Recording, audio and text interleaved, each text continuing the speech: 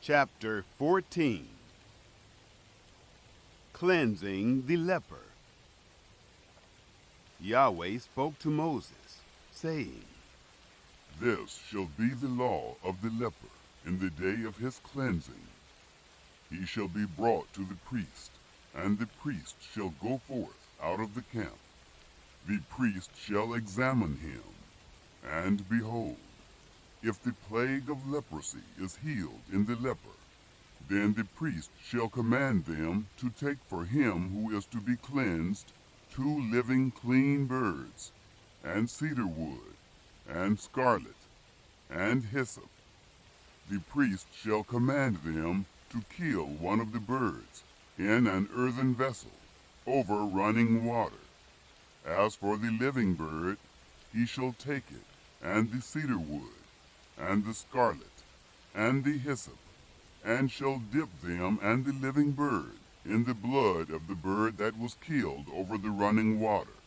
He shall sprinkle on him who is to be cleansed from the leprosy 7 times, and shall pronounce him clean, and shall let the living bird go into the open field. He who is to be cleansed shall wash his clothes, and shave off all his hair, and bathe himself in water, and he shall be clean. After that he shall come into the camp, but shall dwell outside his tent 7 days. It shall be on the 7th day that he shall shave all his hair off his head, and his beard, and his eyebrows, even all his hair he shall shave off. He shall wash his clothes, and he shall bathe his body in water. Then he shall be clean. On the 8th day he shall take 2 male lambs without blemish, and 1 ewe lamb a year old without blemish, and 3/10 of an ephah of fine flour for a meal offering, mingled with oil, and 1 log of oil. The priest who cleanses him shall set the man who is to be cleansed and those things before Yahweh at the door of the tent of meeting.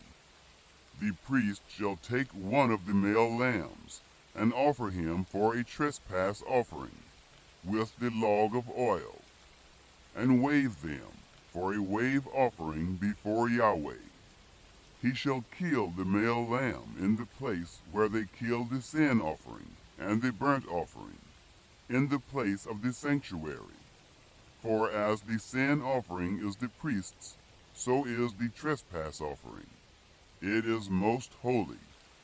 The priest shall take some of the blood of the trespass offering, and the priest shall put it on the tip of the right ear of him who is to be cleansed, and on the thumb of his right hand, and on the big toe of his right foot. The priest shall take some of the log of oil, and pour it into the palm of his own left hand. The priest shall dip his right finger in the oil that is in his left hand, and shall sprinkle some of the oil with his finger 7 times before Yahweh.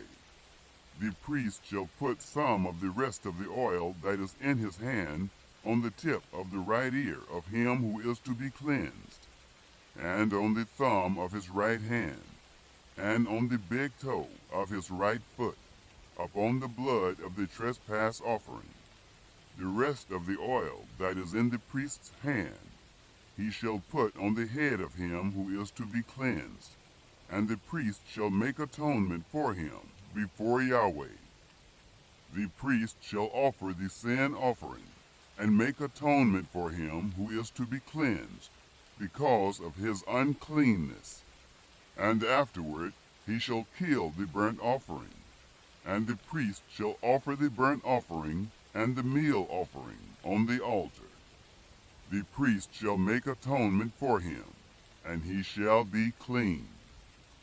If he is poor, and can't afford so much, then he shall take 1 male lamb for a trespass offering to be waved, to make atonement for him, and 1/10 of an ephah of fine flour, mingled with oil, for a meal offering, and a log of oil, and 2 turtle doves, or 2 young pigeons, such as he is able to afford. And the one shall be a sin offering, and the other a burnt offering. On the 8th day he shall bring them for his cleansing to the priest, to the door of the tent of meeting, before Yahweh.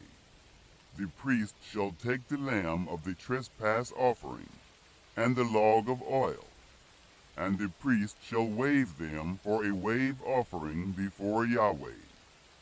He shall kill the lamb of the trespass offering. The priest shall take some of the blood of the trespass offering, and put it on the tip of the right ear of him who is to be cleansed, and on the thumb of his right hand, and on the big toe of his right foot. The priest shall pour some of the oil into the palm of his own left hand, and the priest shall sprinkle with his right finger some of the oil that is in his left hand 7 times before Yahweh.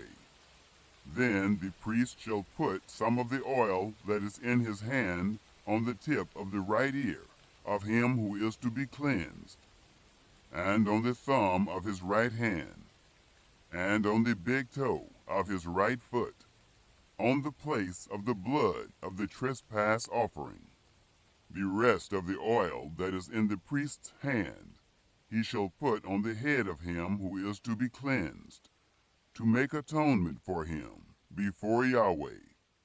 He shall offer 1 of the turtle doves, or of the young pigeons, such as he is able to afford, even such as he is able to afford, the one for a sin offering, and the other for a burnt offering, with the meal offering.